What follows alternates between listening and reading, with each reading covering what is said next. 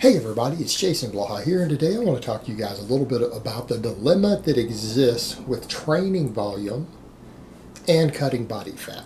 So let me put on my +5 out of weaponsmithing, work on skilling up my craft a little bit, and let's talk about this. And this is something that we need to talk about because all of us, I don't care what your training goals are, will eventually at some point need to consider doing a cut. Like me, I did a 30-pound body fat cut last year. Probably later this year. By the end of the year, I'm probably going to need to do another cut, even for me, just as a strength athlete, in order to be in a competitive weight class. So in that case, it's not even so much about aesthetics. It's about, well, being in the weight class that I need to be in for the amount of muscle that I have in any strength sport that I might want to do, because I'm looking at a couple different ones. Now that I'm in my master's, I have to do this. And a lot of you guys do this too. A lot of guys do it for aesthetics. Some guys do it for health reasons. There's a lot of reasons people need to cut body fat. Now, the problem that we have, the dilemma we run into, has to do with balancing, is again, Dr. Mike Israetel puts it, minimum effective training volume and maximum recoverable volume, because you have to stay within those two, or you have problems. In fact, when it comes to cutting body fat, if you don't stay within those two, you start losing muscle mass. Now, losing muscle mass is never the desired goal of body fat loss. Right? When we're cutting weight, our perfect scenario is to keep all of our muscle. That rarely happens, but there are also cases where people gain muscle. It's rare, but it happens. But if we don't stay within those two numbers, we tend to go the other way. We're going to lose muscle. Now, when you're eating a lot and you're overeating, this is a lot easier. It's a lot easier because the more calories that you eat, the lower your minimum effective volume goes. You'll say, well, what do you mean? The minimum effective volume is the amount of training workload, the amount of tonnage you need to do, the amount of work you need to do in the gym to gain muscle mass. As food goes up, your minimum effective volume goes down and down and down. And what I mean by that is that overeating itself can make you gain muscle.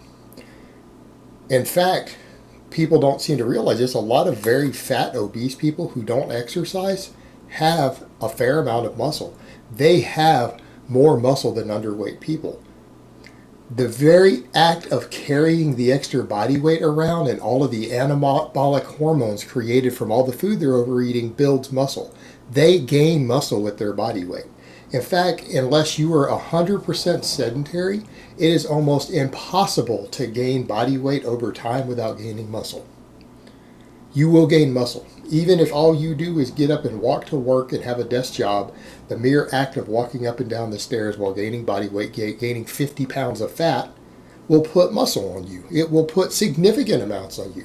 The problem is that the person who way overeats and they're 100 pounds overweight, right, who doesn't lift weights, is that they gain something like 10 pounds of fat for every pound of muscle they gain. That's not ideal. That's not what you're shooting for. But the point holds true. The more you eat, the more you slowly gain a little more muscle. It's just that obviously the higher and higher those calories go, the more fat you gain as a percentage of the weight that you're gaining, which again becomes undesirable very, very quickly. But because of that, as food goes up, minimum effective volume goes down. In fact, most people, when they're bulking, they can actually run fairly bad programs sometimes and gain significant amounts of muscle and gain significant amounts of strength. Why? Because training volume becomes less important. Any training stimulus, its anabolic effects get amplified by overeating. Just like drugs do the same thing. People who go on anabolic steroids, it doesn't matter how they train, all training response is amplified. They can train really bad and still gain muscle because the response is so much stronger. And it's the same with food for the exact same reasons. So, in light of that, your minimum effective volume gets lower and lower, and your maximum recoverable volume, because usually as you go up in volume, you gain muscle a little faster, up until you reach your maximum recoverable volume, and then those gains can come to a halt. Well, food helps you recover. Food helps you grow. Food replenishes muscle glycogen so that you can train harder at the next training session. So as food intake goes up, maximum recoverable volume also goes up. So the more you eat, the bigger the ideal range becomes in your training to where you can make really good progress. Now there's going to be an ideal point somewhere in there, but as food goes up and up and up, the whole line gets blurred bigger and bigger and bigger. Your good range of volume becomes significantly larger. So here's what you guys have probably followed are going to figure out at this point. As food goes down, that range shrinks. Because the top end goes down, as food intake goes down, as calories go lower and lower, recovery is reduced, right? Glycogen replenishment is reduced. IGF-1 production is reduced. All these things that you need to grow muscle tissue, but also things that you need to recover from your last workout, are reduced. Again, exactly what happens to people with drugs. And largely for a lot of the same reasons. So as food intake goes down, you can't handle as much training volume. Conversely, as food intake goes down, your minimum effective volume becomes elevated. And that's what people need to remember. In other words, you need more anabolic stimulus because you've lost all the additional hormonal effects and the overall anabolic drive of the extra food. As your food intake comes down, you actually need more training volume at the bottom end to keep the muscle that you have. So if you ran a really low volume training, and this is kind of the take-home message, determining how much training volume you need when you cut is that you've got to examine more closely the range that you used when you were bulking and gaining weight. Because if you trained at a very low volume and it was barely above your minimum effective volume, while you were bulking, the volume that you were training with might end up dropping below the threshold that you need to hold on to the muscle that you have. So if you trained really low volume when you were cutting, you might have to increase the volume in order to hold on to the muscle tissue that you have when you cut.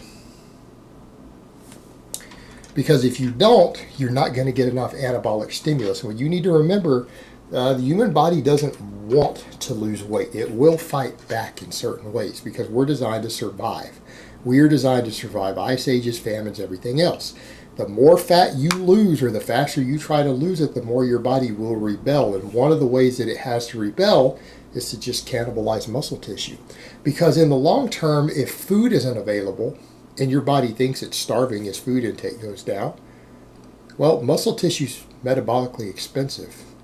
And the longer you're losing weight and the leaner you get, the more your body has adapted over, thousands and thousands of years. Human history, the more it is adapted to be willing to shed muscle tissue that is unnecessary. We build muscle tissue in order to prevent injury. That's the actual reason your body does it, because it knows that you're subjecting it to chronic work that will eventually cause you to tear something. It'll tear a muscle, you'll tear a tendon, something is going to get damaged, which will reduce your chances of surviving. I mean, historically, we haven't always had modern medicine here. It does it to prevent injury. So if you're not giving it the training stress necessary that it thinks it needs to hold on to that muscle tissue, it's willing to sacrifice some muscle. It's willing to sacrifice some muscle in order to bring your metabolism down so you burn a few less calories.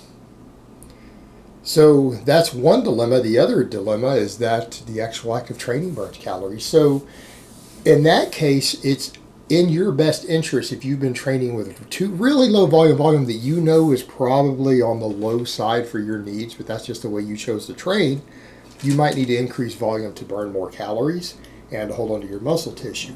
But by that same token, if you've been training to the point with your training volume where you're needing to take deloads, and let's say you did a slow bulk and you gained 1 pound every 2 weeks, right? Half a pound a week. So you end up with about 2 pounds a month or a kilo a month of body weight is what you gained on a bulk.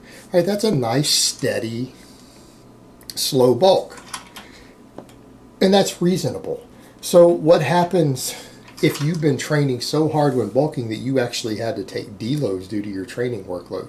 Well, you were probably at certain points exceeding your maximum effective volume. What happens when you bring calories down?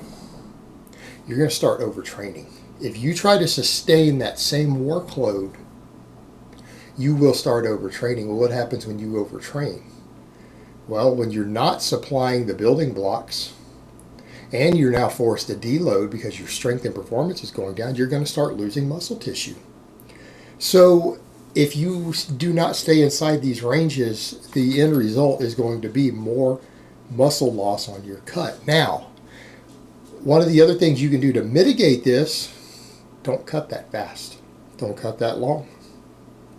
Because all of these problems get exacerbated either the faster you cut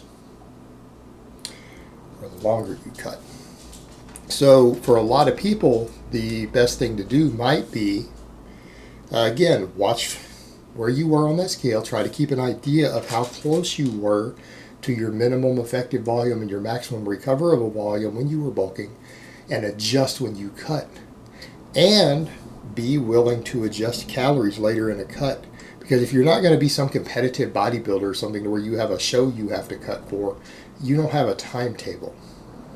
You usually don't have a timetable unless your profession revolves around it in some way. You're not working on a timetable. There are points when you can scale it back and say, okay, this isn't working. Maybe I'm cutting too fast, or I've cut long enough that now I'm struggling to stay within that range, in that happy medium.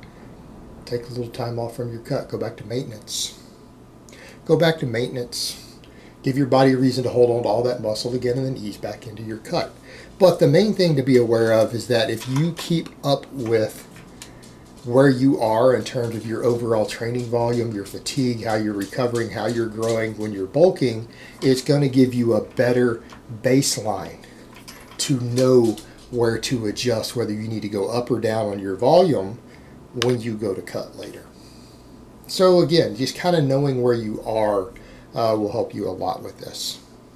All right, guys, but that's really all I have to say on that today. I hope it's been informative, and I will talk to you guys next time.